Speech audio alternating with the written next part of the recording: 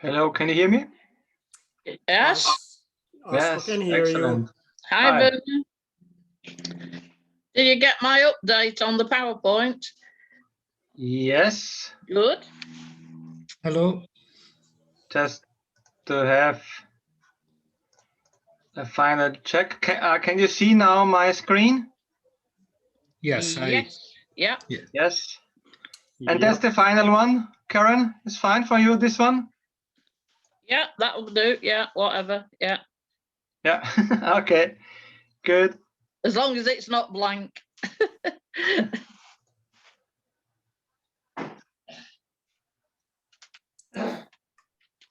Okay.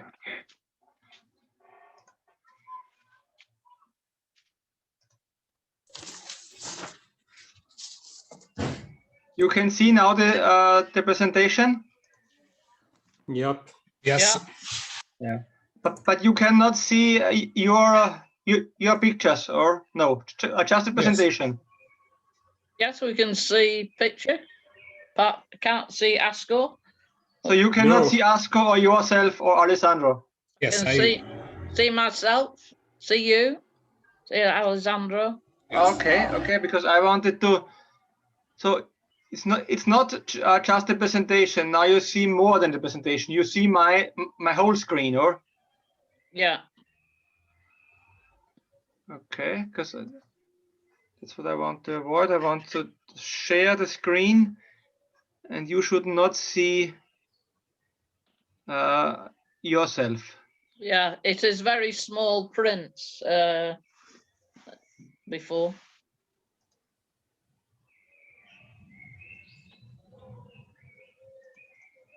And now? Now it's better. It's bigger. Bigger, yeah. It's Bigger. okay. Yes. Yeah. And do you see only the slides, or do you also see more than the slides? Just do you see yourself? Yes. Yeah. Yes. We see. So you can see here you can see your faces. Yes. Yeah. Okay. You see the person who's speaking. It seems to change on my computer. Can you see me anyway? Yes. Yeah. Okay. Okay.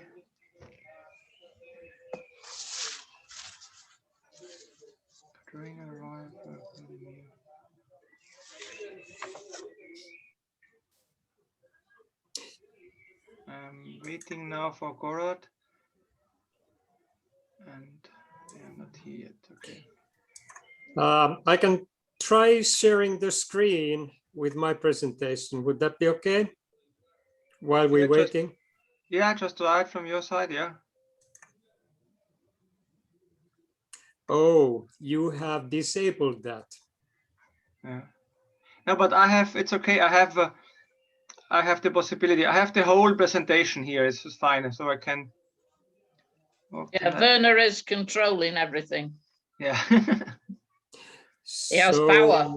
You just change the screen when the last word of the PowerPoint has been said. Or shall we say next and then you change No, it? I will try to follow, but if I'm too slow, you just say the next, and that's okay, and I will do it. Okay. Then I don't need this. Okay, fine. That's okay. And what we really should do, so in between, always not just showing the presentations. So if there are moments, we are going to ask also the coach or the player. So Alena and Gorod, we are asking them if they have some experience, if they had troubles in any of these moments or in any of the topics, just to have it more lively. Is this okay for you? Yeah. Yes. Yeah. It is very important. Yeah. I think Karen could switch the camera a little bit so that we would see your whole face. Okay, now it's better. We were seeing, like below the nose was not visible.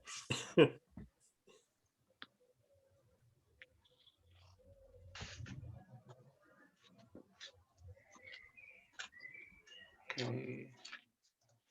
I gather Matty is out of hospital.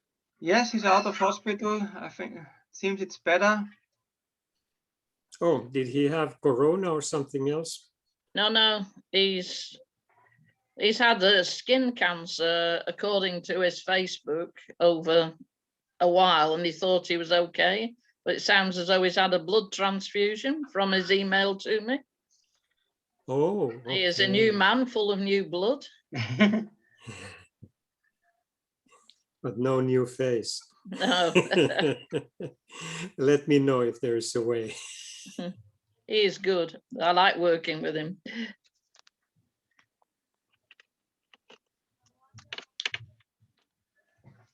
And he sent me all his script as well. So I am speaking as him. Yeah, I can blame him if it's wrong. But Karen, you have so much experience. So Yeah. The thing is it was so different at Rio because I was there as GB chairman and not as an official, which fooled a lot of people because they said, you are not on our list. So I said, no, I'm here as GB. And you watched more matches intensely and you realized that a lot of the umpires did not know any of the rules. And it seemed as though some of the appointments were sort of political, that they not got the Olympics, so we'll give you the Paralympics. And they were giving yellow cards because a player or a coach queried the decision and the decision was wrong. It should have been a let and they weren't calling it. And when you think players are elite players and they've given their life to getting better, it really is frustrating. So that's why I started a campaign out in Rio to improve the level of knowledge of technical officials before they officiate at this level.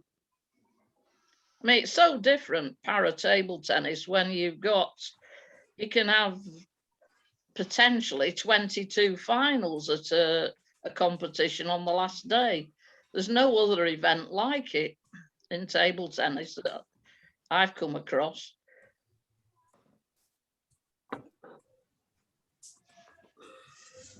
Hopefully it's different, but we will see what will happen now in Tokyo. Who knows how many officials will go in reality?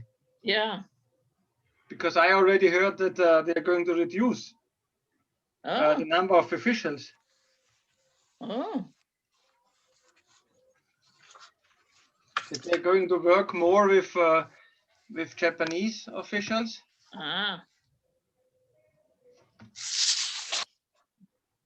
I've still got accreditation at this moment to go because I'm accredited not as a technical official, but as part of the delegation. So, but they've stopped spectators going.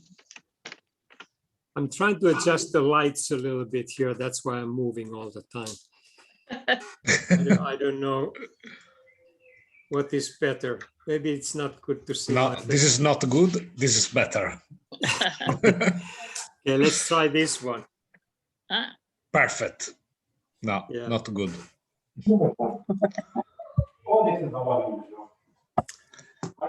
Hi, everybody. Hello, hi.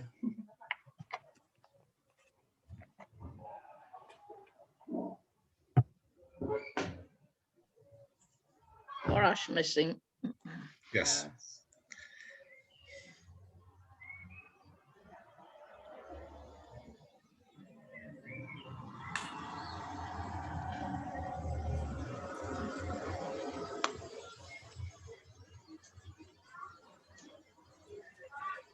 Werner, Neven and Summit will be with us or just us?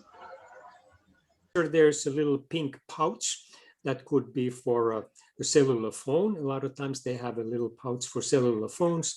None of those attachments are allowed in the field of play.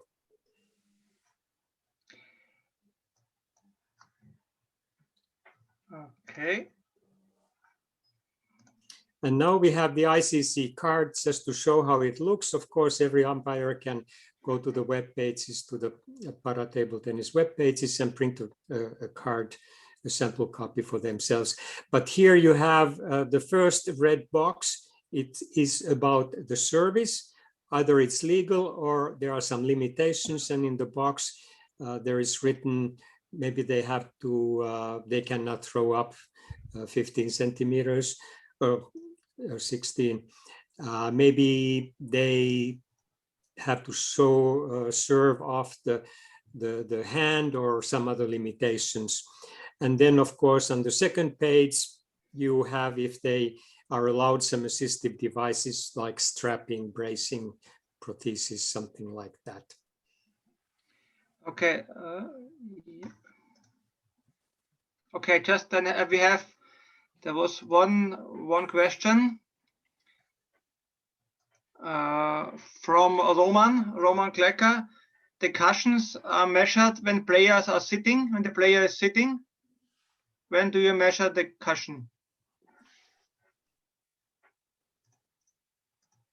So, so the height of one or maximum two cushions is 15 centimeter. Obviously, the rules is saying 15 centimeters. This is now if the athlete is sitting on the cushion, if it's 15 centimeters, or if he or she is not sitting. That way, it must be 15 centimeters. There is really, I don't think so. I never read in the rules that there is really explanation about this, because it was only explanation that the cushion or two or one can be 15 centimeters together. Now, if they're sitting or not, if they're not sitting on the cushion, then we know the cushion would be even less than 50 centimeters. That's why it would be no problem. That's why it's whatever it is, it must be 15 centimeters, not even a centimeter more. And I want also to say something else also, if I can, Werner.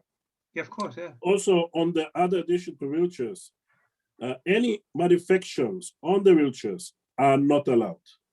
If any wheelchair have any holding brace or anything else built on the wheelchair, these must be written again on the ICC card that this was allowed by classifiers because of balance reasons, because of protecting reasons. This needs everything what you see needs to be written in the ICC card.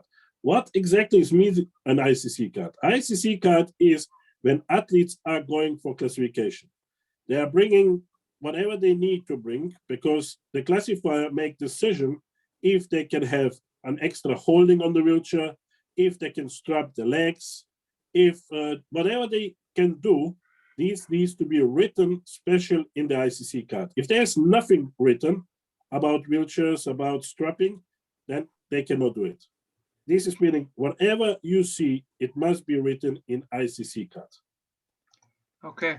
Alena, she also raised the hand. Can you hear me now? Yes, now it's fine. Perfect. Right. You spoke about the cushions. It's a maximum 15 centimeter, and in the rules is written in the sitting or playing position. Yeah. The height of the cushions. Okay. So it's this would be now the reply to the question of Roman. Thanks.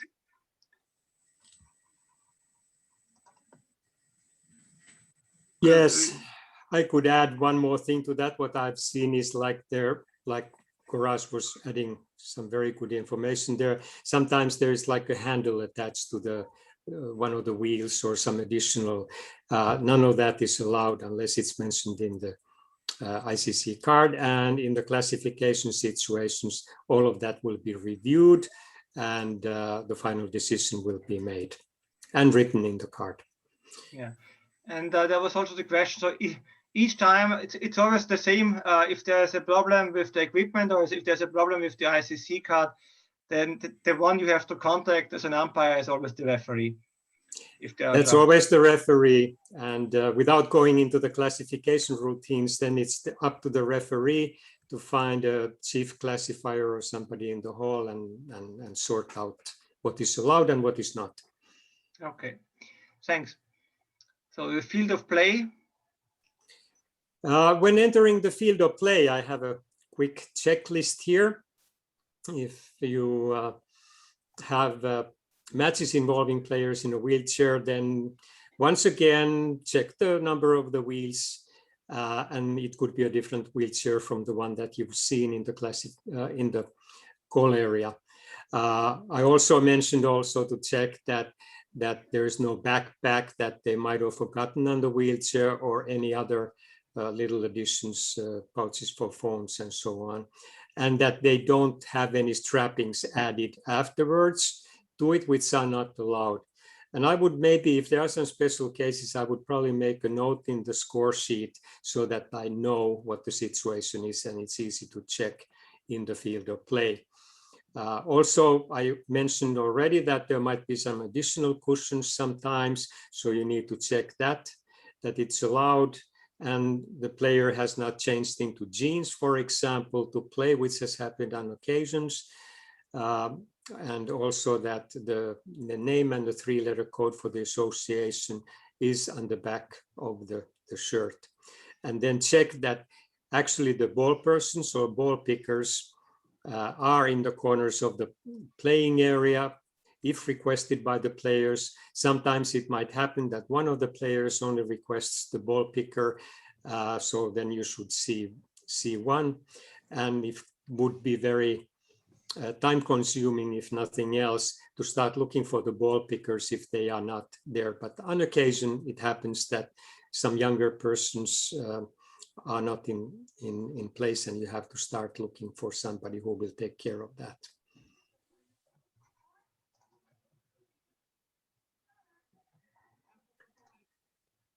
And during the match,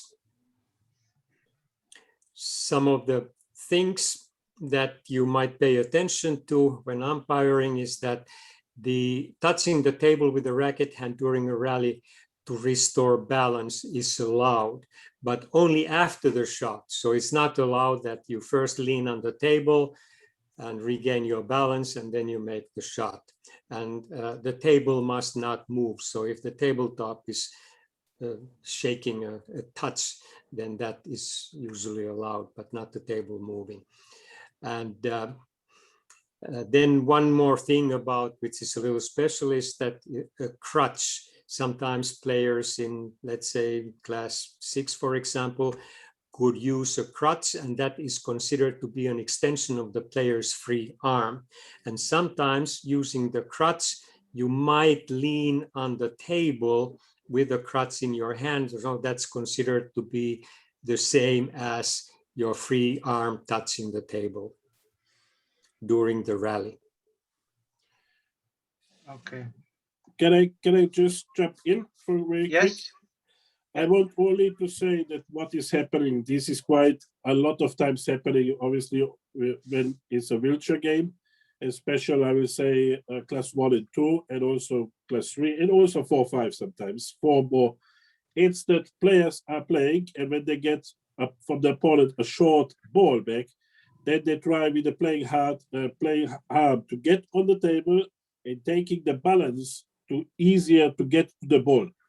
And this is not allowed. And this is happening a lot between the match. What I would advise here is when an umpire sees this, to make immediately the call that he was trying to help himself with a hand. Don't get in conversations with the athlete or with the coaches, because then we will have a long conversation. Did it happen? Did it not happen? And I want that umpires make really immediately the decision, and this is it. Because otherwise, I saw tournaments there was going a long conversations. Oh, come to see my video. I can show you that he did use or she did use.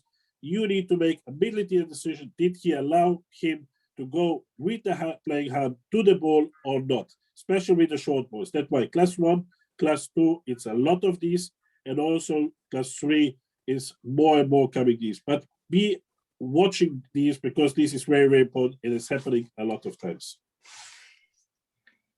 Okay, thanks. And then some points about the wheelchair players. They will lose the point if the ball is in play during the rally. If the footrest, for some reason, or his or her foot touches the floor, the opponent will get the point in that case. Or the player have to have at least the back of one of his/her thighs to touch the cushions. If that's not met, that requirement, then the player loses a point.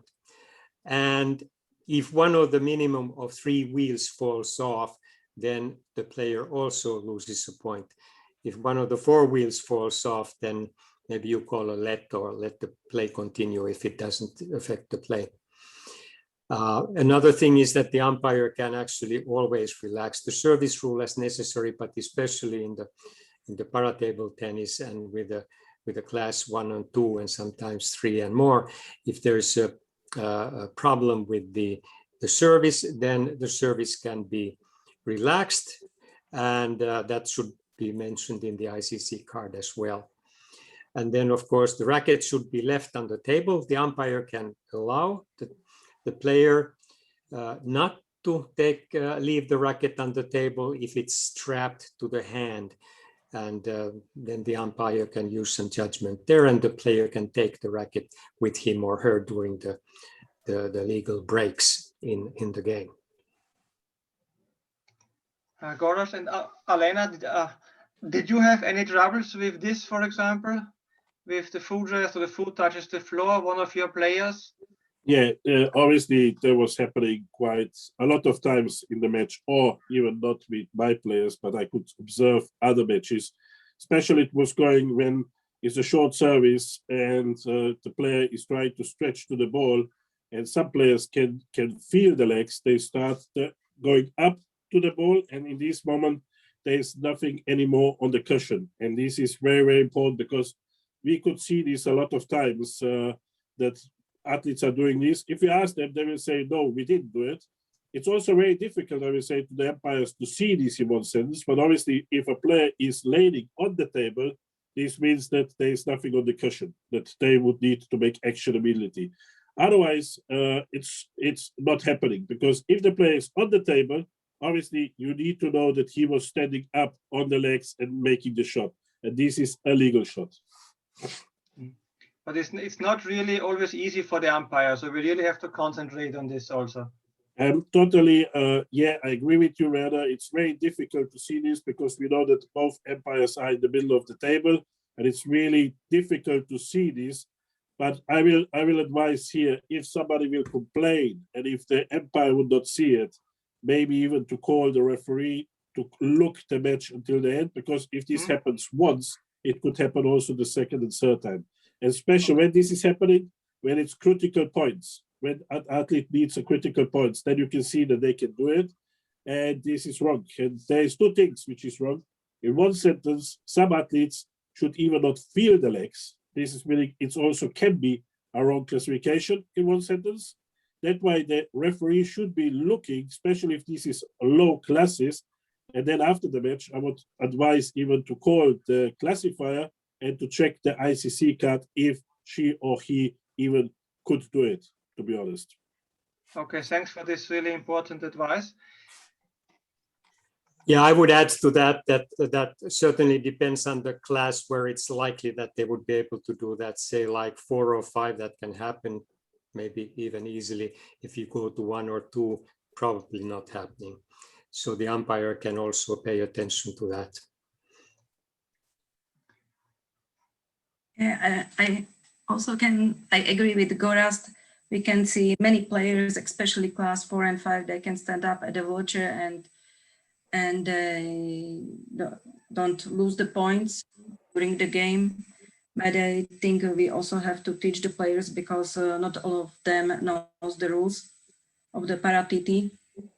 But I hope, especially in these factor 40 tournaments, they are quite good umpires, but maybe in the lowest factor 20 tournaments, some of these umpires cannot see or doesn't have such good experiences with these rules.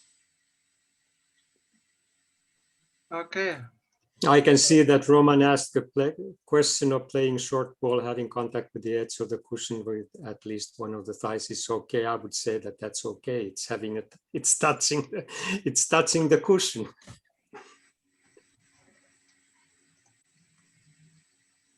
Okay. Asko, thanks for your presentation. I would suggest that we are continuing now with Karen. And again, if you have questions, don't forget to use the chat, like Roman is doing it already in an efficient way. So we're trying to answer all your questions. Karen, before you start, I would like just to mention that Matija, our Slovenian, one of the most experienced umpires we are having, also in Para. And if you talk about Laško and the events in Laško, everyone knows Matija. It was foreseen that he was also one of our experts in this webinar. Unfortunately, he is still ill, had to go to the hospital, but now he's back from the hospital, as he told me, with new fresh blood, and he's recovering, and we wish him all the best, and hopefully we will see him again. And I would like to say thank you for all of his work he is doing with us, not only in the USC, but also for this webinar.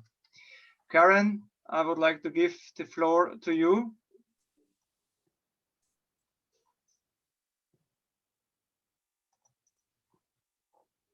Okay. Karen? Okay. Yeah. Thank you, Werner. So hello, everybody. I'm Karen from England, and I've come in at short notice to replace Matija and thank him for all his slides and the information he's sent. So the first slide was doing this presentation as though it was the referee giving an umpire's briefing before an international tournament. That's how Mattia's designed it to roll. So I know a lot of you are experienced umpires, and we're going to look at some specific situations on para events to refresh your knowledge on the various service rules, some of it that we've already looked at. But we know table tennis is a sport, and in 2007, some of the para rules were incorporated as part of the ITTF rules. So it is one sport, but there are special directives that came into effect from September 2011. And these are at the back of the regulations for match officials. You can see them in the appendix at the end in Appendix G.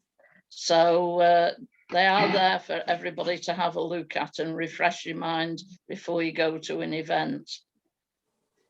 Next.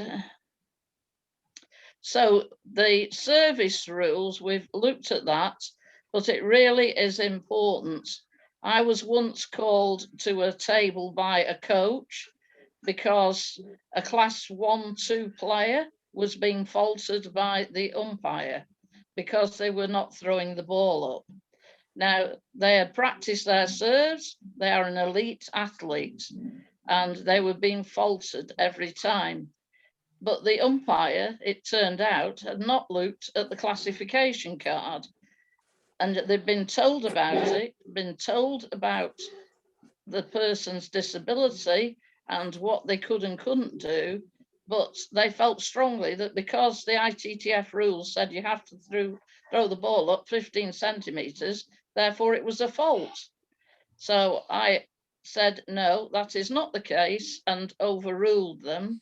And they were not happy. And we had a long discussion at the end of the match, but there was no more fault calling because it was, according to the classification, she could not throw the ball up. She had no muscles in her arm. So it is about realizing this. So the most important part of the game of table tennis is the serve. It's the first chance you get to win a point in a game. So when you've got elite athletes practicing for weeks and weeks to get to the Paralympics, and then they get faulted on their first serve, that then upsets the athletes and then the coaches, and then we've got some very unpleasant situations that developed in Rio because people were really annoyed. it's also important for doubles when the player must also make a note on the match card of the order of serving and the receiving and the ends, so that everybody's aware of that and you don't make mistakes in the heat of the moment and the wrong person is serving. So also remember that when the ball at the start of the game, that the server's end line, the free hand the whole of the free hand doesn't have to be behind the server's end line. So the ball's projected upwards, and it depends on the classification card, what is written on the paper. So if we move on, Werner. Yeah, just Karen Gorat has just one comment. Yes, thank you. I want just to let you know also one very important thing about illegal service is when class 1 and class 2 special are playing, a lot of in class 3 and class 4, I saw this a lot of times, what athletes are doing when they want to service short, they make the service on the top of the table. You need really to look about this, because obviously it's really easy to make a quick service on top on the table, not behind the line of the table, but top on the table, on the surface, and to make a short service. Obviously, this is a legal service. The services needs to be done behind the table, not on top on the table. And these athletes are using a lot, and they're testing, obviously, the umpires, can they see it or don't see it? And if you see it immediately and stop them, they will not do it anymore. But if you don't stop them, they will use this service a lot of times. And it's a legal service, and it's a really good service because it's a really short service, because you know it, I know it, behind the line of the table to make a short service is much more difficult than to put the ball on the top of the surface of the table and to make the short service. Just a reminder to everyone, this is happening a lot. Thank you for that, Gorash. And they will often do it at a critical point in the match. It's like an able-bodied player serving fast out of the hand and not throwing it up at all. So often it will happen at a crucial point. So do be on the lookout for that. Arena also has a comment. Did you raise the hand, Arena, what I saw?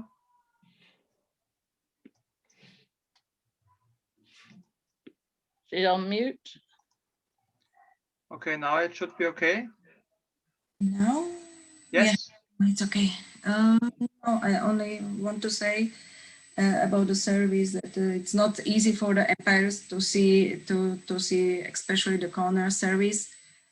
And of course, the biggest problem we have sometimes with the umpires, because the last time I met that the umpire didn't allow me to play short service. He always told me you have to play only the long service. Okay. Or I met in Beijing, the umpire didn't allow me to play not service, but during the game to play the ball outside the table, and it was really difficult to fight with them. Okay, good. Yeah. I mean, I've had an umpire who didn't think it was fair that a short serve was done against a player who had no chance of reaching it because they had to sit in the chair. So they called a let, and on one occasion a fault, which is completely wrong when somebody's practiced the serve. So again, para tournaments are very friendly, but it's competitive elite table tennis. So we expect umpires to umpire at the highest level and all be consistent with the decisions. And it is difficult if some people go to an event for the first time, they've never umpired a para match. So I would encourage people to have a look on YouTube. There's so many videos now that you can see and watch para table tennis at the highest level. And it is so quick as well. So please do, before you go to an event, if you've never been to a para event, have a look at now we've got so much online that we can benefit from looking at. Okay. Just to tell you, because there was someone from the participants raising their hand, please ask your question in the chat, because we're having now more than 150 already, 150 participants. So we can only use the chat because it's a too big number of participants. So if you have questions, please use the chat. Okay, next slide. So the service rules, as we've said, the international classification card, if there's any physical disability limitations regarding the serve, make sure you ask to see in the call room and look at what it says, the requirements permitted for medical reasons, as well, strapping, binding, corsets, modified wheelchair, all that should be done in the call area. I once had a situation at the Commonwealth Games in India where one player, and they were very silly because it was in the village, all the towels were white. So between two black cushions, they had folded over a white towel, which then made them very high in their wheelchair. So they did a slap down of the shot. And their first game, all the people in the crowd watching that knew para table tennis could not understand it. And the umpire had missed it. So the referee intervened after that match. It was drawn to their attention. But players do some things sometimes they shouldn't. And umpires sometimes have the feeling that they cannot invade the space of the player because they've got a disability, but it's about calling the referee and carrying out the rules of the table tennis. Next. So many of you, if you watched Rio, will have seen Imran from Egypt, who has a most unique serving action. Nobody else I've seen has ever served like this. He flicks the ball up with his foot to serve because he hasn't got the arms to do with it. Other people may have an attachment to a stump on their arm ends in a stump, and they may have a cup and the ball comes up out of that. But anything like any exceptions would be on the ICC card.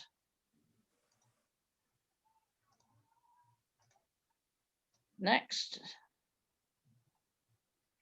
So about warnings, exceptions and alert at service. When the umpire or his assistant is not sure that the player's service action is illegal, you may call alert. But remember, if you think it's a fault and you're sure it's a fault, then it is a fault. They do not get an automatic warning, and some players and coaches think they're entitled to a warning, but as with able-bodied table tennis, you're not. So a fault is a fault. And they can only be warned, if it is a warning, it's only once during the match. Each player may have exceptions, as I said, with the service, and especially in classes 1 and 2. And others are according to the disability, because as Gorash has mentioned, one player from England playing for GB isn't able to stretch his hand out flat because he's had cerebral palsy. So there's all sorts of reasons why a player may not be able to do something, and that is on the classification card. So in service is a let in a wheelchair game in situations which we'll now look into. And we've got some very good diagrams. I think these are some of the best that I've seen that have been provided for this webinar, because some umpires find it really difficult to understand the rules because they've never seen it happen. So how can it possibly be that it's a let if the ball, after touching the receiver's court, comes to rest on the receiver's court in a wheelchair singles. Because people have never seen that happen, they just cannot believe it.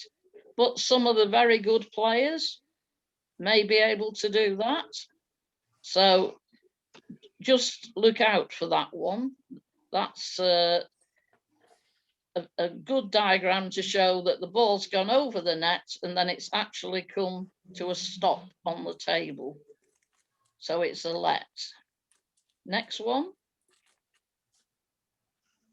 So if the ball, after touching the receiver's court, returns in the direction of the net in wheelchair singles. So this doesn't apply for those standing. It's only in the wheelchair singles. And because people, again, haven't seen it happen, and they can't do it if they're a player, they just sort of might call a fault, or they might give the point to the other person, but it is in fact a let. Next. So if the ball, after touching the receiver's court, travels towards the sideline in the wheelchair singles, so it's going off at the side, so that again is a let. Yeah, here we have the question. It's only for singles. Yeah. This one is only for singles. Yeah. Not for double. Not for doubles. Yeah.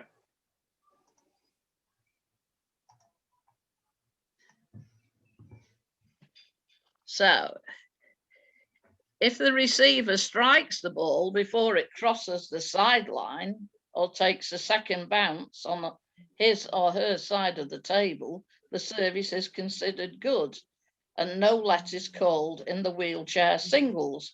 Now, we had one or two occasions I saw in Rio where the player hit a winning shot and the umpire called a let because it had gone off the side of the table. But the receiver had actually hit the ball before it had gone off the side. Don't know if Gorash wants to say anything on this one, because I think he saw it happen in Rio. Yeah, obviously what athletes are trying to do is if a really good service is going, and sometimes it can go out service, they try to take the ball and then waiting what will happen. And then if they see the receiver was not good, they say, oh, it was a let. Immediately when they touch the ball, obviously they touch the ball, wherever it was off the line, it was on the line. This needs to go then in gameplay. They cannot make a receive and misses the receive and say, oh, it was out call. This is very important because I can see this, especially in a lot of tie matches, that athletes trying to service really to the corner. And even I know that Karen will talk about this, is also if an umpire, and Karen, please correct me if I'm wrong, if a player is trying to target the corner for 5, 6, 7, 8, 9, 10 times, and it's always out service, also the umpire can make a call to say that he's trying to do this and losing a service.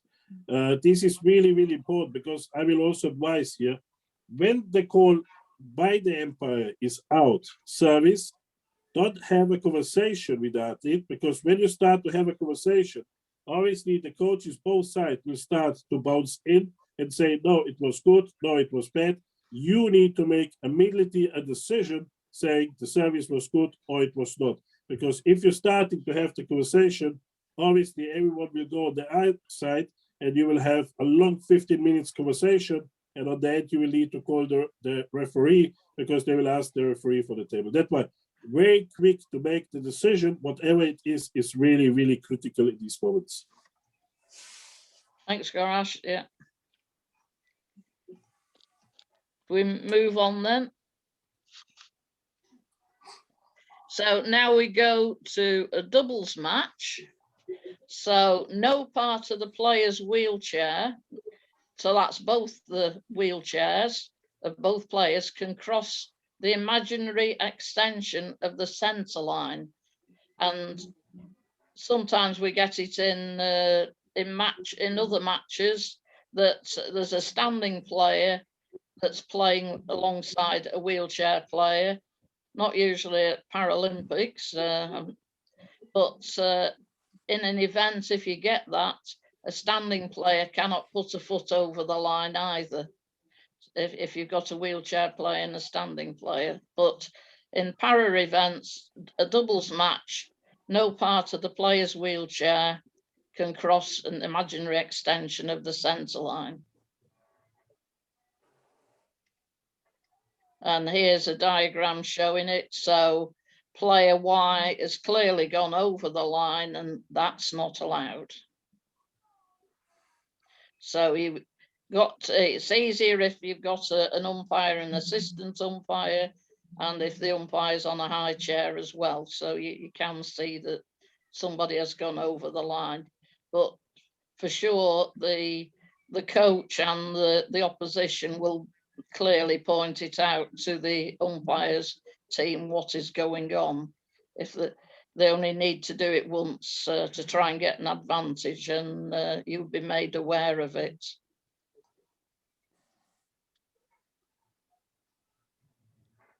So the knotty problems often that people are concerned about is that during a rally, as we've said, touching the table with your racket hand and trying to get advantage, touching the table with your free hand, your foot on the floor for balance, not being in contact with your seat or your cushion when you strike the ball, and in doubles, no part of the player can cross the imaginary centre line. Those are the main things to be really looking out for, that umpires not experienced in para table tennis have trouble with. Then in service, serving on the playing surface, as Gorash said, taking advantage, not throwing the ball high enough unless they've got an exception on the ICC card. Service to the corner, as Canova's mentioned, about trying to get an advantage, and then standing players hiding the ball with the arm or the face. That can happen. So just remember, the standing players, they are elite athletes, and they would beat a lot of the top players in the world. So they've practiced and practiced their serves to get advantage.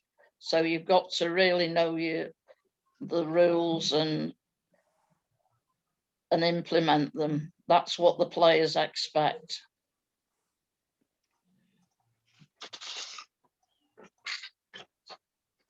So I think that covers most of the things that Matty had identified. Everything else can be found on the ITTF website, handbooks, rules.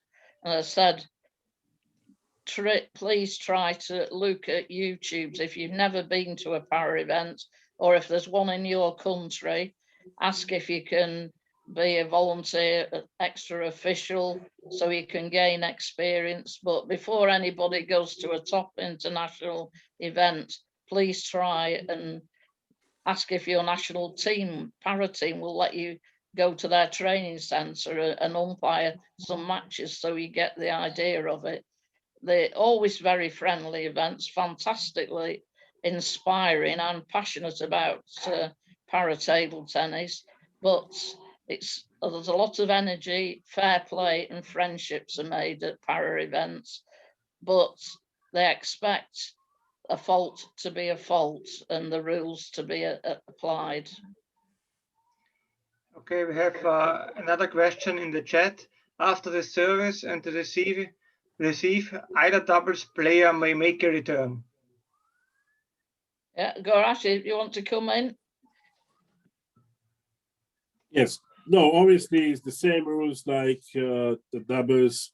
I need a little clarification. Para tournaments, obviously we have only wheelchairs playing together and standing are playing together. In this case, it's the normal rule, like in everybody doubles. when you service a cross, always the cross player needs to receive the service, and this is the whole time. It cannot be that it could be a down the line service. It must be always like it is, two receiving two services by the player, then they changing, and the other one needs to do it. It's the same rules like in everybody doubles. Okay. Good. So all the presentation, we will also publish it, and you can all see it on the ETTU website in the section for umpires, and I will also publish it in Facebook if you have access to Facebook. So that was the question from Gerd. Who wanted to know if the presentation will be shared. Yes, of course. From our side as ETTU URC, it's really important to mention that for the para events, we really want to have the best umpires. And also now in Lashko, if we're talking about the World Paralympic qualification, we really hope that we will have all the umpires, and they are the best umpires, and they are prepared for this very, very important event. Yeah, then we have one question. Could you explain again the situation of the player who serves with his foot? Egyptian player, if I remember well. Can you explain it once more, Karen? I will show the slide again.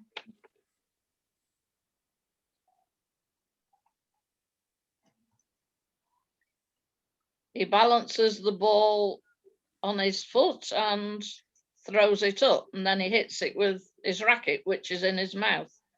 If I remember right, Gorash? Yes, you're totally right. Yeah. Obviously, this is written in the ICC that this is allowed, and that's why normally there is no problem with this service because, like I say, it's a unique service, and also he's balancing between the tools, then he's throwing up the ball. I think so, even more than 15 centimeters, if I remember right. And then he's taking the service with his racket in the mouth, and it's the service is okay. If you've not seen it, have a look on YouTube because it is amazing to see. Yeah. And I think the other thing is that it's now allowed, if it's on the classification card, for a player to play in bare feet. It didn't used to be, but there is at least one player whose card I've seen who plays in his bare feet.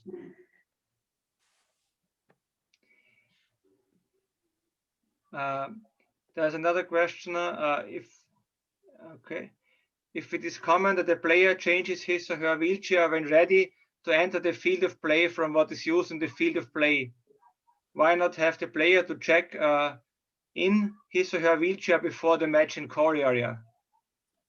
So when do we check the wheelchair, in the call area, or do we check it in the field of play? And could we ask a player to show us the wheelchair in beforehand? I can answer if, yeah, Thank of you, course, Rebecca, you're totally right. Obviously, we don't want, like I explained before, to do this on the field of play. If the athlete, she or he, has a second wheelchair, then she or he needs to come with a playing wheelchair to the holding area and not with a normal one. If they want to come with both wheelchairs, then I have no problem. They need to tell you which wheelchair they will use for the game, and this is it. They need to show the playing wheelchair in the holding area. I've always had it that the player has come in the wheelchair. I've never noticed them come in a spout and the everyday wheelchair. They're nearly always ready to play. Very, very important again about this is if a player is coming with a different wheelchair to the table and you didn't see the wheelchair in the holding area, this is illegal. Yeah. This cannot happen because you didn't check the wheelchair, if there is any modification, anything on. That's why I would always recommend, because a lot of athletes have now two separate wheelchairs, asking the question, is this your playing wheelchair? Okay, excellent. Thanks. Alena, anything to add from your side? Because now you have the possibility, we're having 160 participants and a lot of officials. Any special wishes from your side?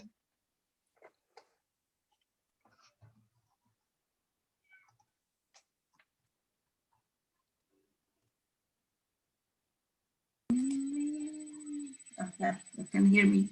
Yes. I have nothing to add, only that now we have a more professional umpires, because in the past we had a big problems at the big events like Paralympics or World Championships, because there were umpires that we saw them the first time and they didn't have any experiences.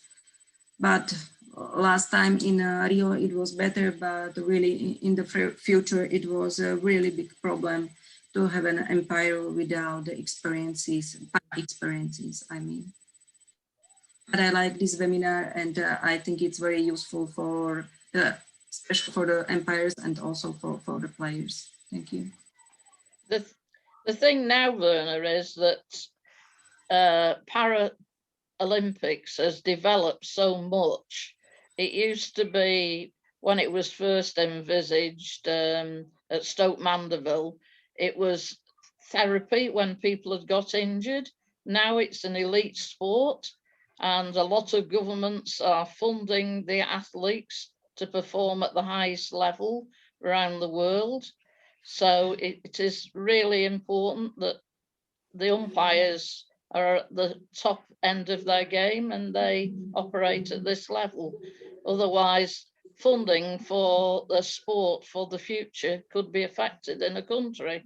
If an athlete gets upset because they are called for a fault and it isn't a fault, and they could go on to lose that match, and that could have impact that we are not aware of for the future. Goraj wants to say something. Yeah. When can I ask a question to Roy and Askor, please, because they're asking the question about handbook for officials after the serve and receive. Either player may then make the receive, not the same as everybody. Yes, after the service, obviously you can not see that wheelchairs will change the whole time. When the receive is in match, when it's the second ball, obviously then it's not any more important to play cross or whatever, or they need to change. Then they can play, one player can play 10 shots, the other player can play 15 shots, it's not a problem. But we was talking about service. Service needs to be always changing. Yeah. But when the ball is in play, then the players can touch the ball so often they want. They don't need to change one to one. Exactly, there was a misunderstanding, I think. Yeah. Okay. Just to clarify it. Okay, thanks. Asko, you are not anymore silent. Thank you, Goraj. That was basically what I was going to say. Another thing that came to my mind that is a little bit more specific is that I've seen it happening, that in classifications we have written on the ICC card a specific way for the player to serve, and then in the actual match situations they don't serve that way. But that is very difficult to judge. So just a point. Okay. Just another thing, people may not be aware that if they haven't been to para events, that what we call a factor 20, that classifications take place, and at factor 40 there's observations by the classifiers to look out for things that people are not complying with. So it is reviewed, people get classified, but then it is watched and observed by classifiers, and the training courses take place at events, at the big events for classifiers.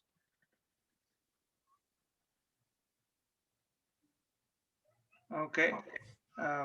Then there's a comment about the out services, again, the big problem, but that's we all said it's that we had some troubles in the past because umpires did not know exactly the rules, and of course it's difficult for players, but that's what we mentioned, and that's also why we are having this webinar, that we are all having the same knowledge at the end. So hopefully it will not happen again. Gorash has his hand up. Yeah. No, I had it before. Sorry. Okay. Good. Sorry, lower hand. Okay. No hand. Okay, but Gorosh, any last comment from your side, because we're coming now close to the end. It's already 75 minutes. Just give us a little bit about your experience, your last comments. I would just to say thank you to all. Thank you for the invitation, really. And I want to say thank you to all the empires around Europe and around the world. We know that you have a really tough job to do it, and you're trying always to be the best. We all coaches and athletes appreciating things. Sometimes we are angry, but obviously this is not personal. It's about the sport. And I will only say without you, there is no table tennis. That's why we really appreciate what you're doing for us and everything. And we know that you're trying your best. My advice would be all para athletes want to be treated as athletes and not as disabled. This is because I could see a lot of empires sometimes saying, oh, I feel so sorry for him or her. They're not looking about this. They are professional athletes, and they really are happy to compete and to present the country in the best way, fair play and everything. And that's why a para table tennis is a big family. That's why I'm really happy to be part. And really, I want you all to invite to any of the para tournaments that you didn't want, that went yet, to see the athletes, the professional athletes, and everything, the high level of the games, which makes me so much proud to be part of para table tennis. Thank you. There is nothing more to add. It was excellent. We all can see that you are really the one who is supporting and who is, one of the most experienced ones in this field. Alessandro, from your side.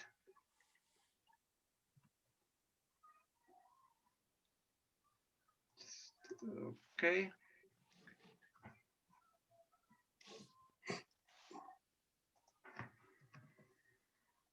Alessandro? Yes, now is okay. Now is okay. Okay, it's perfect. Yes, this was our point of view. The last word of Gorazd, I totally support this word. Our word is sport word. There are people with disability that make sport, and this is the right point of view. So for this reason, it's the rules are the most important things, the most important difference between sport and friendly game. We are sportmen and sportwomen. Sorry, sportwoman and sportman, and for this reason, it's very important to be in a straightly connection between us. We sometimes we have our point of view, but the most important things is to be in the same way together. And today was the first step to be in connection. We understand that there is a different point of view, that sometimes it's difficult to understand when one ball is let or out or something like that, but it's important to understand that both of us want to be a better para table tennis in the world, and especially in Europe where we live. Okay, thank you for all. Okay, thanks. From my side, I can just say thank you to Alena, Gorazd, Karen, Asko, Samed also, who supported us, Alessandro. I think it's a good start, and we should continue this way to work together, really close, para and URC. And don't forget, if you have any more questions, you can always send it to us. You can use email, Facebook, no problem. And we are trying to answer all your questions. And we would be happy to see you in one of the next events. And really, all umpires should not only go, should go also to para events. I think it's important to see how professional they are all playing. And we are all together as a big family. We are trying to see each other, and hopefully it will be easier in the second half of the year. I wish you all the best, and we will see us hopefully soon. Thank you. Thank you. Thank you. Thank you. All the best for everyone. Thank you. Thank you.